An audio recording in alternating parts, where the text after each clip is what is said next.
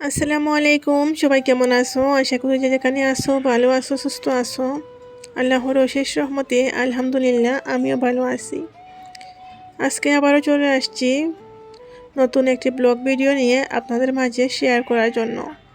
আর আজকের blog video শুরু করেছি একেবারে সকাল থেকে।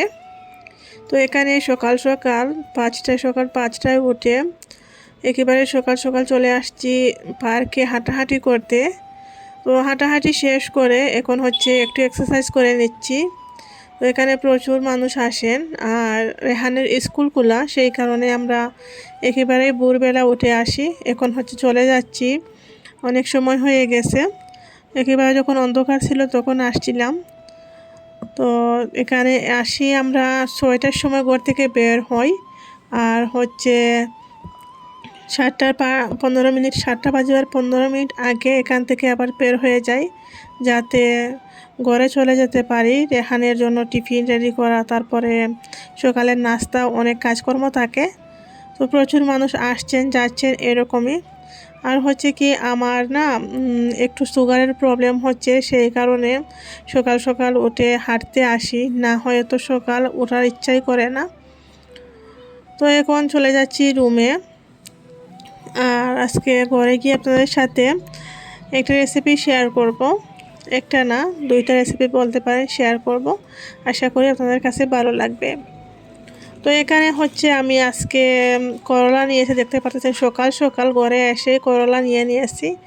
তো যাদের সুগার আছে তারা হচ্ছে করলাকে জীবনসঙ্গী বানিয়ে নিন, দেখবেন সুগার বিনা ওষুধে দূর হয়ে যাবে। তো আমার সুগার অনেক দিন আগেই আমার সুগার টেস্ট করিয়েছিলাম, তো একটু বেশি দেখা গিয়েছে, নর্মাল থেকে একটু বেশি। সুগারটা একটু বেশি হওয়ার কারণে তো যেখানে টেস্ট করেছিলাম সেখানে বলছিলেন যে ডাক্তার দেখাতে। আমি ভাবলাম ডাক্তার দেখানোর আগে আমি একবার চেষ্টা করে দেখি সুগারটা নর্মাল হয় কি না, কারণ যে কোনো রোগের ওষুধ খাওয়ার পরে কন্টিনিউ খেতে হয়। সুগার, তারপরে থাইরয়েড, তারপরে হচ্ছে আরও অনেক রোগ আছে, ওইগুলার হচ্ছে একবার ওষুধ খাইলে তারপর সারা জীবনই খাইতে হয়। তো আমি ভাবলাম একবার এইরকম আমি সব কিছু ট্রাই করে দেখি কম হয় কি না। তো করলা হচ্ছে অনেক একটা উপকারী সবজি সুগারের জন্য। তো এখানে আমি করলার জুস বানিয়ে নিয়েছি সকাল সকাল, কোনো লবণ টবণ কোনো কিছুই দেইনি, শুধু পানি দিয়ে একটু জুস বানিয়েছি। জুসটা খেতে একেবারেই আর কি বাজে লাগে। দুনিয়াতে আর কি কেউ যদি বলে সবচেয়ে খারাপ টেস্ট কোন জিনিসের, তাহলে আমি বলবো এই করলার জুস। এত এত বাজে লাগে কী বলবো। তারপরেও শরীরের জন্য, শরীরটা ভালো রাখার জন্য এই জুসটা খেলে সুগারের যারা পেশেন্ট আছেন অনেক অনেক উপকারে আসে। তো এই জুসটা খেয়ে আমি অনেক উপকার পেয়েছি, সেই কারণে আমি খাই। আর এই করলার জুস হচ্ছে ত্বকের জন্য অনেক ভালো, তারপরে হচ্ছে আরও অনেক কিছুর জন্য শরীরে অনেক অনেক উপকারে আসে। তো আপনারা চাইলে খেতে পারেন, যাদের সুগার আছে সুগারের সবচেয়ে বেশি ভালো হয় এটা। তো আমি খেয়ে নিয়েছি করলার জুসটা। খেয়ে এখন হচ্ছে পোলাও বানাবো চানা দিয়ে, সিলেটি স্টাইলে। এই রেসিপিটা আপনাদের সাথে শেয়ার করতেছি। আমি হচ্ছে ঘি দিয়ে পোলাওটা তৈরি করতেছি, রেহানের স্কুলে দেব, আর আমরা হচ্ছে সকালে নাস্তা করে নেব। তো এখানে তেজপাতা, তারপরে হচ্ছে দারচিনি, এলাচ ওসব দিয়ে দিয়েছি। আর পেঁয়াজ হচ্ছে আমি একটু আর কি গ্রাইন্ডারে গ্রাইন্ড করে দিয়েছি। তো এগুলো ভালো করে কষিয়ে তারপরে হচ্ছে আমি চাউলগুলো দিয়ে দেব, চানা আর চাউল। তো প্রথমে আমি চাউলগুলো দিয়ে দিচ্ছি, চাউল দিয়ে চানাগুলো দিয়ে দেব। এইভাবে চানা দিয়ে পোলাও আমাদের গ্রামে হচ্ছে অনেক বেশি আর কি চলে। আর যারা হয়তো সিলেটি তাদের হয়তো জানা থাকবে, চানা দিয়ে পোলাওটা অনেক ভালো লাগে খেতে। তো এখানে চাউলগুলো ভালো করে আমি কষিয়ে নিচ্ছি, নিয়ে তারপরে হালকা একটু হলুদ পাউডার দেব। হলুদ পাউডার না দিলেও চলে, কিন্তু বাচ্চাদের একটু আর কি সুন্দর করে বানিয়ে না দিলে ওরা খাবে না, যেহেতু ও স্কুলে নেবে, সেই কারণে একটু কালার হলে আর কি ভালো হবে, ওই জন্য একটু হলুদ পাউডার দেবো। আর চানাগুলোও দিয়ে দিয়েছি, দিয়ে আবারও কষিয়ে নিচ্ছি। আর কুকারে বানাচ্ছি যাতে তাড়াতাড়ি হয়ে যায়, কুকারে বানালে অনেক সুন্দর হয় পোলাওটা, তাড়াতাড়ি হয়ে যায় আর অনেক অনেক মজা হয়, অনেক সুন্দর হয়, সেই কারণে কুকারে বানাচ্ছি। এখানে আমি একটু হলুদ পাউডার আর একটু ধনিয়া পাউডার দিয়ে দিয়েছি, দিয়ে আবারও নাড়াচাড়া করে নেব। সাথে একটু গোলমরিচের পাউডার দিয়েছি।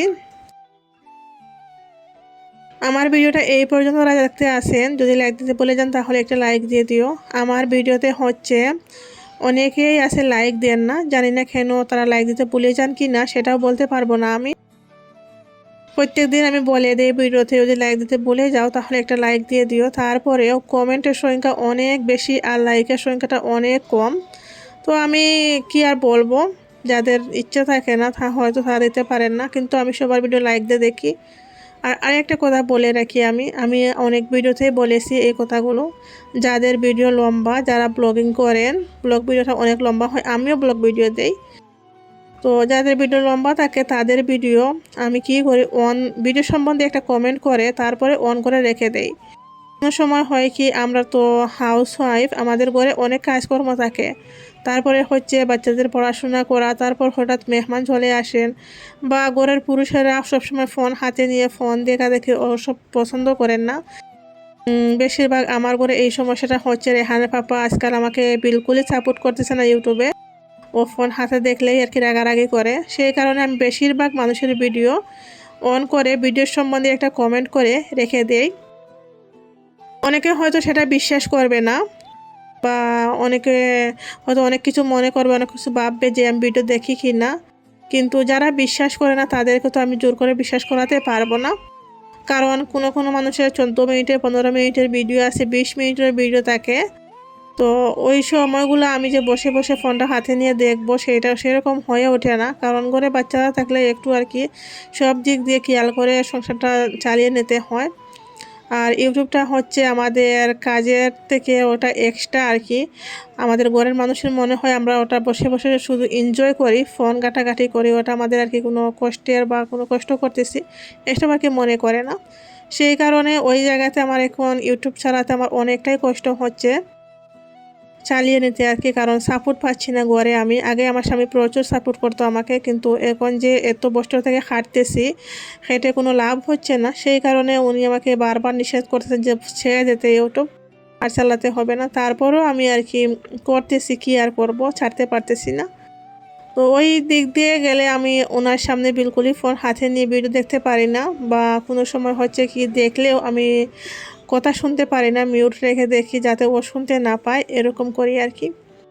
তো অনেকে হয়তো এই বিষয়টা নিয়ে অনেকে হয়তো বিশ্বাস না করতে পারেন, তো আমার কোনো কিছু করার নেই। বিশ্বাস যদি থাকে তাহলে আসবেন আমার ভিডিও দেখবেন, আর না থাকলে আমার কোনো কিছু করার নেই। তো পোলাওটা বানিয়ে সবাইকে খাইয়ে দাইয়ে দিয়েছি। তো রেহানের পাপা সবাই চলে গিয়েছিল, আবার রেহানের পাপা আসার পরে এই ভিডিওটা স্টার্ট করেছি। তো আসার সময় এই যে আঙ্গুর নিয়ে আসছিলেন, অনেকগুলো আঙ্গুর, 1 কেজি আঙ্গুর। এখন হচ্ছে আঙ্গুরের দাম একটু কম হয়েছে সেই কারণে। আর আমার বাচ্চারা হচ্ছে আঙ্গুর প্রচুর পছন্দ করে, রেহান রুহান দুইজনই অনেক বেশি পছন্দ করে। তো আঙ্গুরগুলো আমি কিছু সময় ভিজিয়ে রাখছিলাম, ভিজিয়ে রেখে তারপরে হচ্ছে এখন ধুয়ে নিচ্ছি। ধুয়ে আমি রেখে দেবো। ধুয়ে রাখলে কি হয়, বাচ্চারা যখন তখন নিয়ে খেতে চায়। তো ধুয়ে পরিষ্কার করে রাখলে চিন্তা থাকে না যে বাচ্চারা ওটা নিয়ে খেয়ে নেবে বা নোংরা থাকবে কি না। ওই জন্যই আমি আর কি ধুয়ে রাখি, যাতে যখন তখন নিয়ে খায়, কোনো অসুবিধা হয় না। তো সবসময় আমি এই কাজটা করি, যখন ওই আঙ্গুর নিয়ে আসা হয় এগুলো ধুয়ে পরিষ্কার করে রেখে দেই। আর এই যে নিচে যেগুলা রয়েছে ওগুলো আগে রেখে দিব, ওগুলো আগে খাইয়ে ওদেরকে বলবো যে আগে খেয়ে নিতে, না হলে ওগুলো তাড়াতাড়ি খারাপ হয়ে যাবে। আর আজকের ভিডিওটা আমি এখানেই শেষ করতেছি। সবাই ভালো থাকবেন, আল্লাহ হাফিজ।